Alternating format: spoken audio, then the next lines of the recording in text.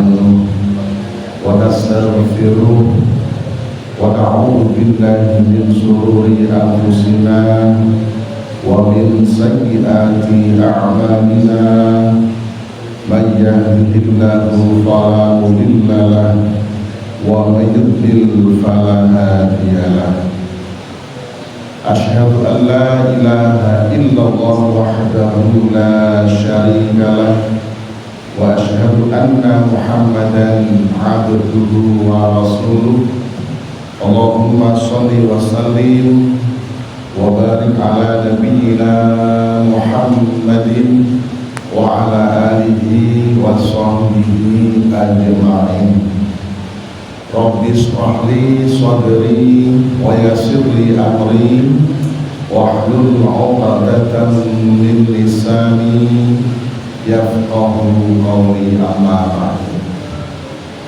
Bapak Ibu jamaah rahimahullah, alhamdulillah dengan nikmat Allah yang diberikan kepada kita telah memasuki hari yang ke-17 di bulan Ramadan tahun ini.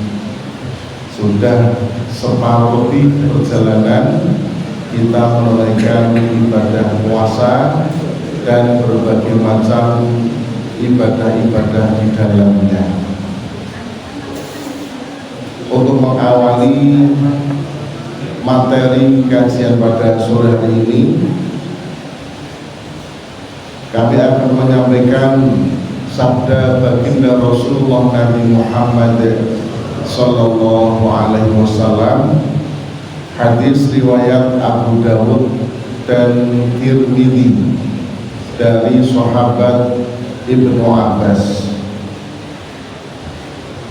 terkait dengan hadis ini yang mengandung atau terkandung di dalamnya. Rasulullah mengabarkan tentang 4 golongan manusia yang dirindukan surga. 4 golongan atau 4 kelompok manusia yang dirindukan surga. Kalau disuruh pilih dirindukan surga atau dirindukan neraka.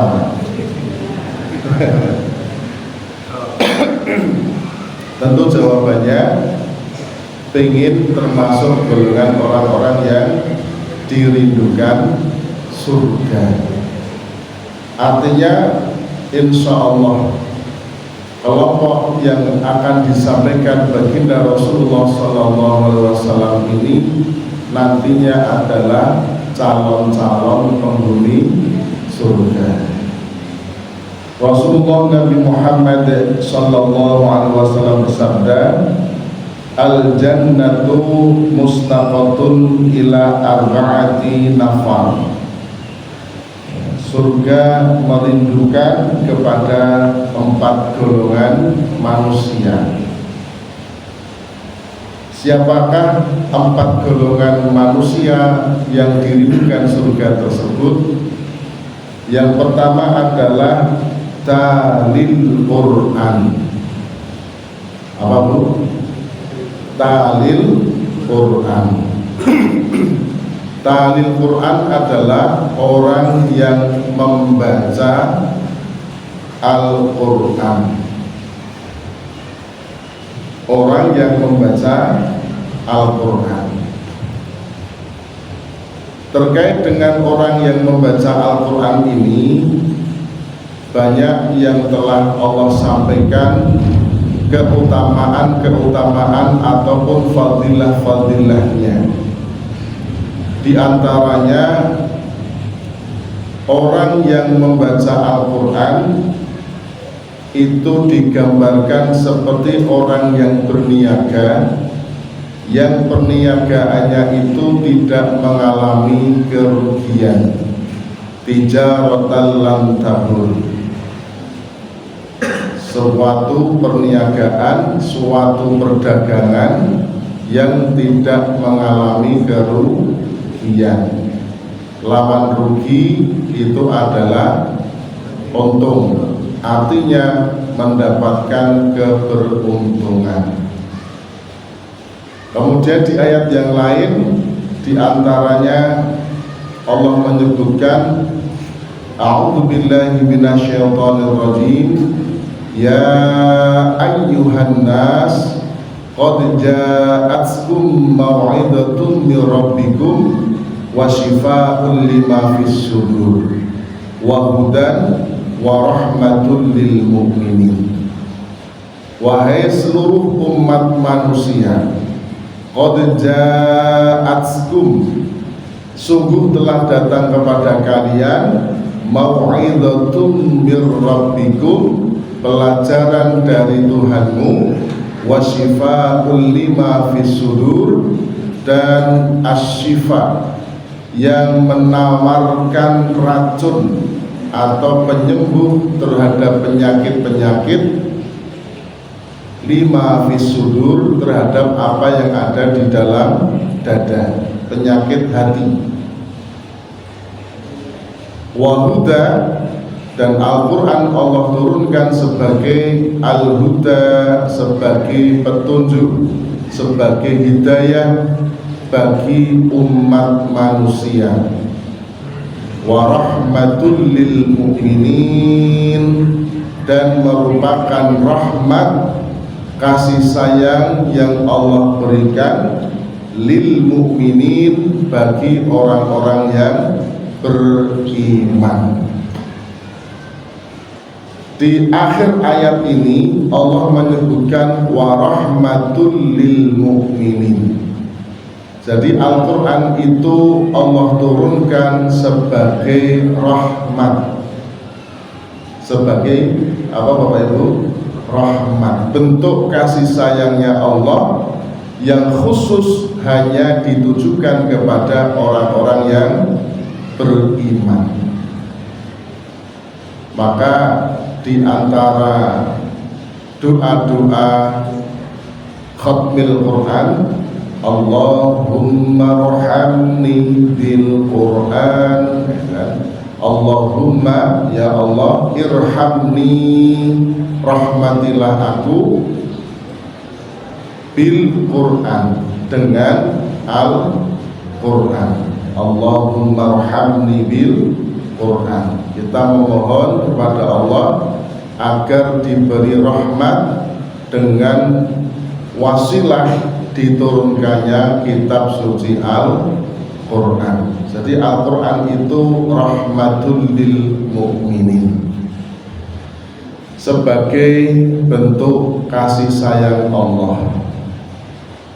Bapak Ibu, di awal tadi disampaikan mau'izah sebagai pelajaran. Mau'izah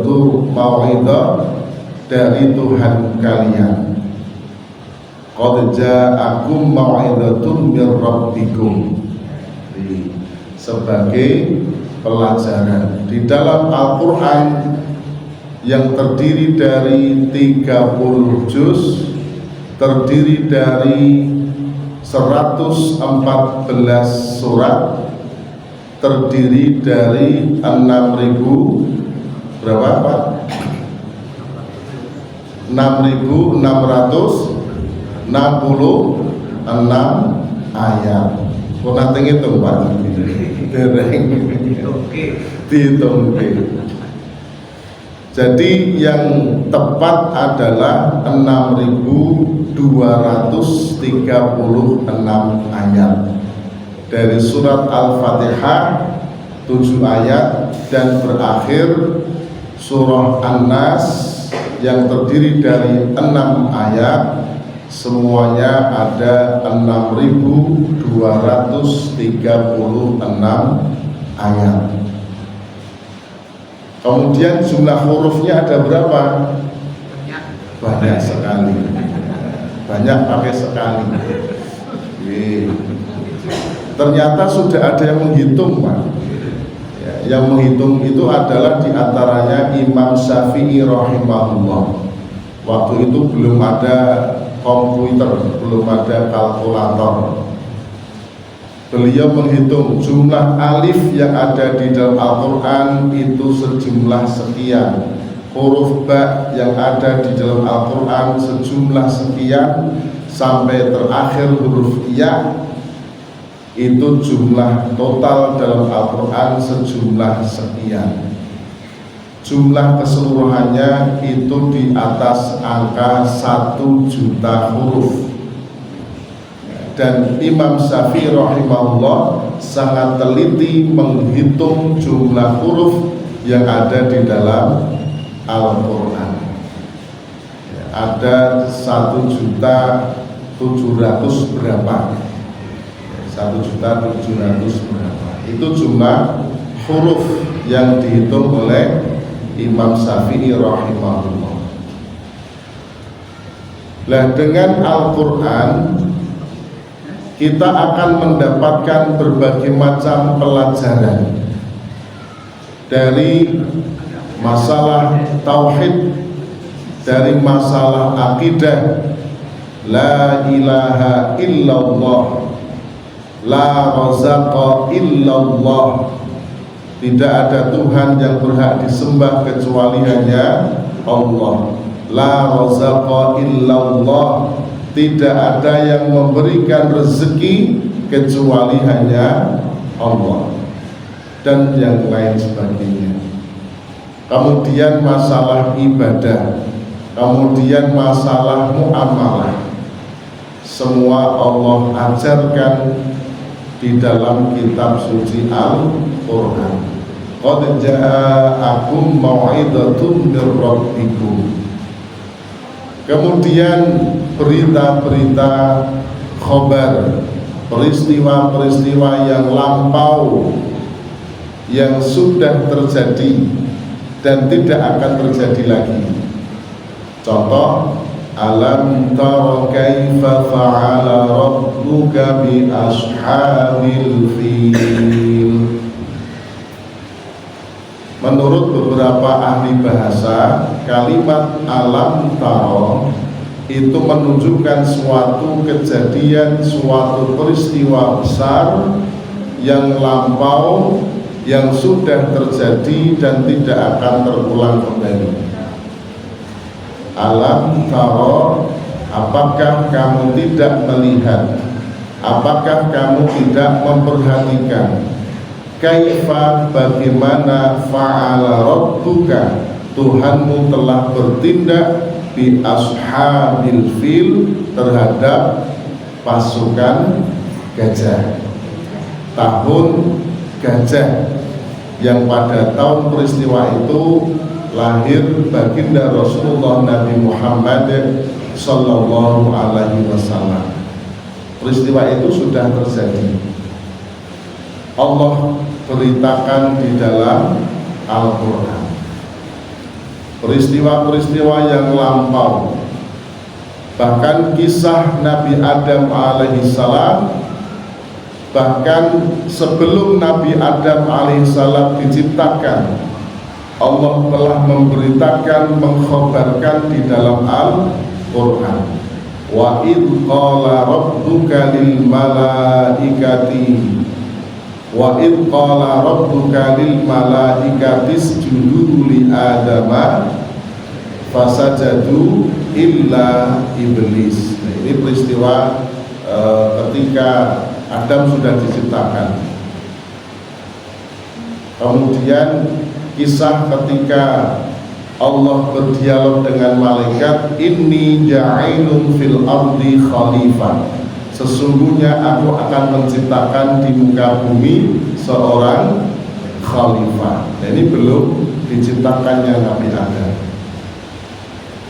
Kemudian peristiwa-peristiwa yang akan datang, peristiwa-peristiwa yang akan datang, yaitu peristiwa di yaumul akhir. Al-Qari'ah, mal qari'ah, wa ma adraka mal qari'ah, idza zulzilatil ardu zilzalaha, wa akhrajatil ardu athqalaha, peristiwanya sudah terjadi apa belum Pak? Belum. Ning pun nyicil gitu Bu. Pun nyicil 2006 hari Sabtu tanggal berapa Bu? 7 Mei gitu. 7 Mei terus enggak terus 7 oh 27 oh 27 oke 27 Mei nanti lali Pak alhamdulillah 2006 itu nyicil Bu ya.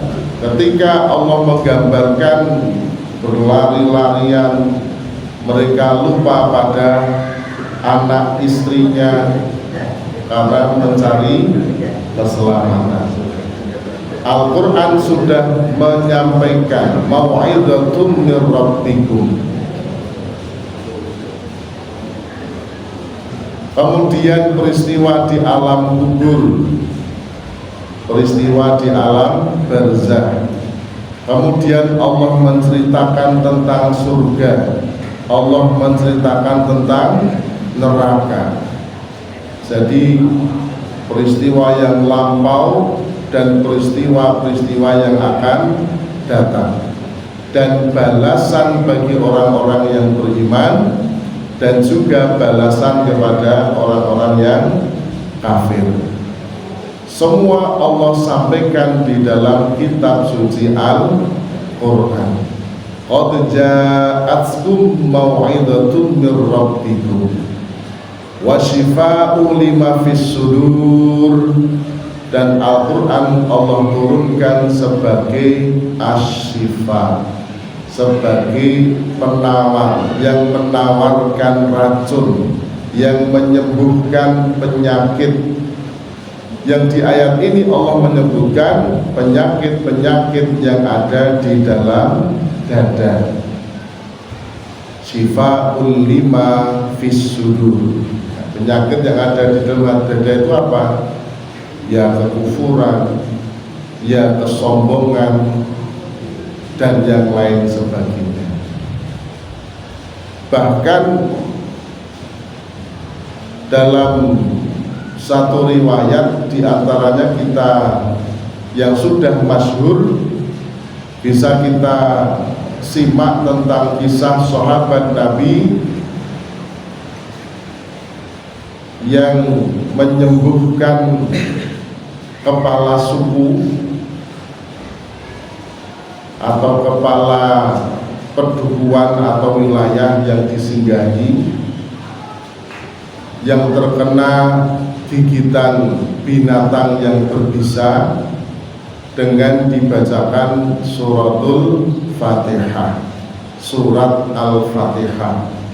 Maka dalam tafsir Ibnu Katsir, surah Al-Fatihah itu juga disebut asy-syifa, surat untuk penyembuhan. Wa huda wa syifaa'ul lima fis sudur wa huda.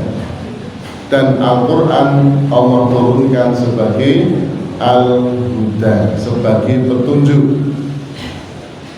Bapak Ibu jamaah rahimakumullah, ada dulu, jadi ada turis para wisatawan yang datang ke Indonesia. Nah, ketika datang ke Indonesia itu membawa kertas yang kalau tidak tahu gambarnya Prambanan. Kemudian ketika dibuka itu adalah peta jalan-jalan yang ada di Jogja. Ya, satu lembar, dan itu dulu belum ada Google Map. Itu tujuannya apa? Baik wisata asing ataupun wisata lokal ya, yang datang ke Jogja itu membawa peta jalan-jalan, nama jalan, tempat-tempat wisata yang ada di Jogja. Dan itu tentunya sebagai petunjuk. ini di Jalan MT Haryono, oh ini di Jalan AM Sangaji, oh ini di Jalan Mangkubumi, oh ini di Jalan Sisi Manggaraja, oh ini di Jalan Jenderal Sudirman, dan seterusnya. Itu membutuhkan petunjuk yang tujuannya adalah agar tidak tersesat. Kalau sekarang sudah ada map, Pak, pakai map saja kadang tidak tahu membacanya itu gimana, kok lewat gang-gang sempit dan seterusnya. Intinya kita itu membutuhkan petunjuk agar sampai tujuan dengan selamat. Apalagi perjalanan hidup kita dari lahir, kemudian menikah, kemudian berkeluarga, kemudian mempunyai keturunan, dzurriyyah, mendidik mereka, kemudian dan seterusnya menjadi sepuh dan akhirnya meninggal dunia. Itu semua sudah diatur di dalam kitab suci Al-Quran. Kalau kita membaca beberapa buku-buku, misalnya Kupinang Engkau dengan apa, Bu? Dulu bukunya Fauzil Atim, Kupinang Engkau dengan Hamdalah atau Bismillah itu. Kupinang Engkau dengan Bismillah, itu kan ada petunjuk, ya, mengkhitbah dan seterusnya.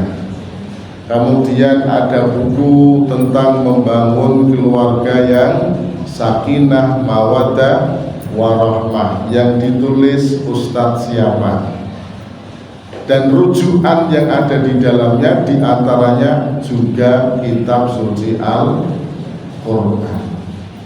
Wa hudan wa rahmatul lil mu'minin, dan rahmat Allah yang Allah berikan kepada orang-orang yang beriman.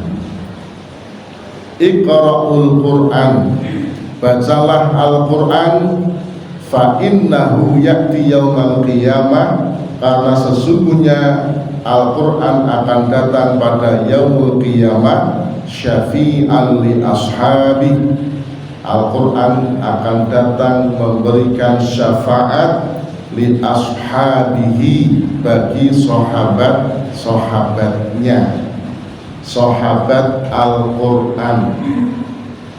Yang namanya sahabat itu kan berdekatan, Pak, gitu. Namanya saja sahabat. Ada sahabat karib, qoribun, ya, qorib sahabat dekat. Ya, yang namanya bersahabat itu berdekatan. Kalau tidak berdekatan namanya bukan bersahabat, ya, seperti Pak Edi itu berdekatan dengan Al-Quran, ya, bersahabat li ashabi, berdekatan, bersahabat dengan Al-Quran, membacanya, kemudian memahami isi kandungannya, kemudian mengamalkannya. Ketika Aisyah ditanya bagaimana akhlak Rasulullah, akhlak Rasulullah adalah Al-Quran. Artinya amalan perilaku kehidupan sehari-hari itu sudah berlandaskan Al-Quran. Jadi Al-Quran yang berjalan. Syafi'an li ashabi, dengan izin Allah akan memberikan syafaat. Man qara'a, barang siapa yang membaca harfan, satu huruf min kitabillah, dari kitabnya Allah, falahu bihi hasanah, maka baginya satu kebaikan, wal hasanatu bi asyri amsalihah, dan satu kebaikan itu Allah lipatkan 10 kali lipat. Ini kemurahan yang Allah berikan. Satu hurufnya 10 kebaikan. Ya, kebaikan itu berupa kebaikan itu sendiri, berupa kesehatan, berupa dimurahkan rezeki, dihindarkan dari bala, dihindarkan dari musibah. 1 huruf 10 kebaikan, Pak. Masya Allah, betapa maha murahnya Allah kepada orang-orang yang beriman yang membaca Al-Quran. Dan ternyata ada penelitian, Pak, penelitian terapi dengan Al-Quran. Jadi ketika di luar negeri ibu-ibu yang hamil, janin yang ada di dalam kandungan diperdengarkan dengan musik, dengan musik itu akan memunculkan ketenangan. Biasanya musik apa, Bu? Yang terkenal mungkin musik kitaro, gitu. Bersobat Judi. Oh betul. Musik kitaro itu dari Jepang nih. Ya, musik kitaro itu dari Jepang. Jenis judulnya macam-macam. Nah itu nanti seperti ada suara angin, ada suara gemericik air dan seterusnya. Tapi Islam mengajarkan dengan diperdengarkan ayat-ayat suci Al-Quran. Kemudian ada orang yang stroke atau gejala stroke itu sembuh dengan terapi Al-Quran. Kalau ya ini bonus, Pak, ya, bonus karena Asyifa tadi. Kalau dalam bukunya Dr. Sagiran itu ada mukjizat gerakan sholat, dari berdiri yang lurus, dari takbiratul ihram, kemudian bersedekap, kemudian rukuk yang sempurna, sujud yang sempurna, tumakninah. Bahkan di buku itu ditulis mulai dari berwudu itu sudah ada bonus kesehatan, ditinjau dari sisi kesehatan. Jadi membaca Al-Quran. Dr. Sagiran itu menyampaikan ketika seseorang melafadzkan kalimat Allahu Akbar, ini disampaikan di Masjid Kepatihan, Pak. Jadi itu sekemutan, betul. Ketika Dr. Sagiran menyampaikan di Masjid Sultani Kepatihan, saya juga menyimak, mendengarkan. Beliau menjelaskan ketika melafadzkan kalimat alif atau hamzah wasol, lam ha, Allahu Akbar, dengan lafadz makhraj dan sifat huruf yang benar, maka akan ada refleksi 70 saraf yang ada di seputar leher dan tenggorokan. Allahu Akbar. Dan orang yang rajin membaca Al-Quran, orang yang hafal Al-Quran, insya Allah biasanya tidak mengalami kepikunan. 1 huruf 10 kebaikan, banyak sekali. Bapak Ibu jamaah rahimakumullah, golongan pertama yang dirindukan surga adalah talil Quran.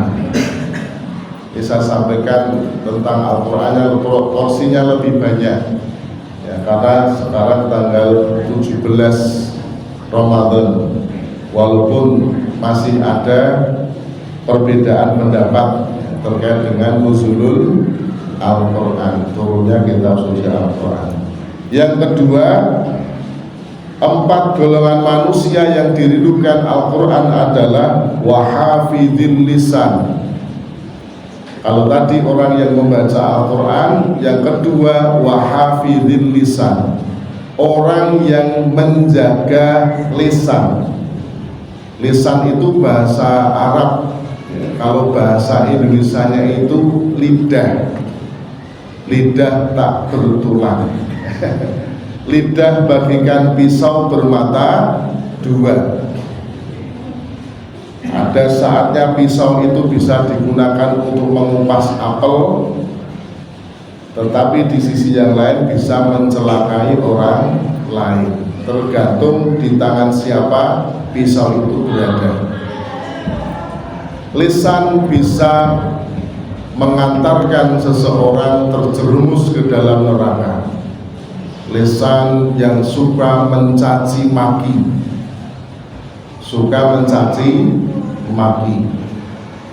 lisan yang senang berdusta, lisan yang senang sumpah palsu, lisan yang senang riba, ngrasani, aku kira ngrasani, aku ki ming omong apa enengi.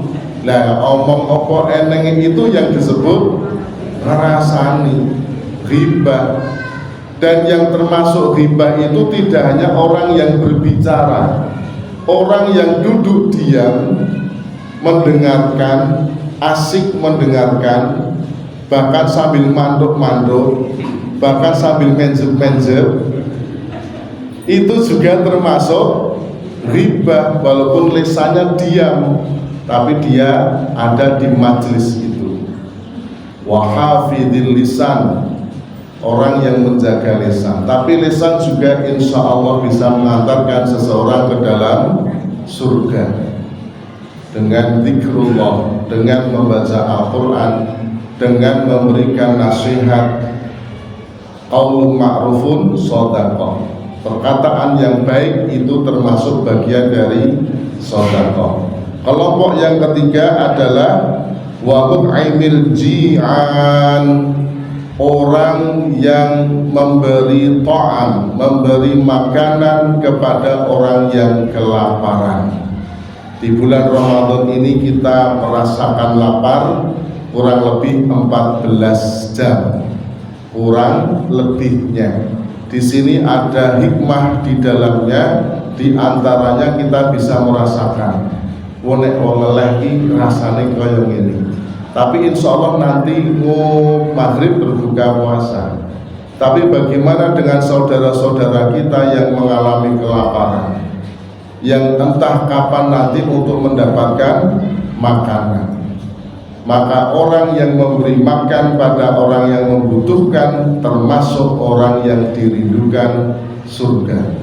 Yang terakhir, kelompok yang dirindukan surga, wasaimi fi syahri Ramadan, dan orang yang berpuasa di bulan Ramadan. Semoga kita termasuk dari keempat golongan tadi, atau minimal salah satu di antaranya kelompok yang dirindukan surganya Allah Subhanahu wa ta'ala. Satu, orang yang membaca Al-Quran.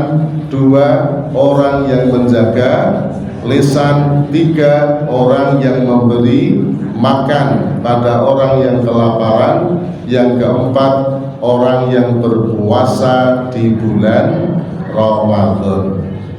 Hadis riwayat Abu Dawud dan Tirmidzi. Bapak Ibu, demikian materi kajian jelang buka puasa pada sore hari ini. Semoga bermanfaat. Kita semoga istiqomah untuk menjadi hamba-hamba Allah yang rajin membaca Al-Quran dan beramal yang lainnya. Ahabul a'malu ilallahi ta'ala adwamuha wa in qalla.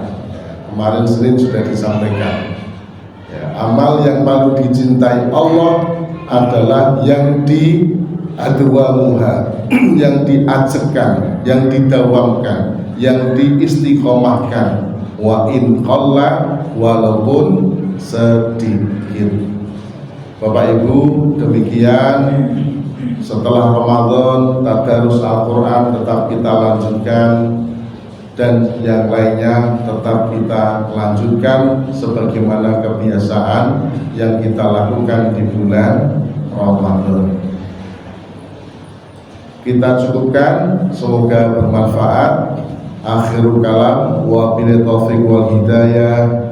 Nasrun minallahi wa fathun qarib. wa basyiril mu'minin. Wassalamualaikum warahmatullahi wabarakatuh.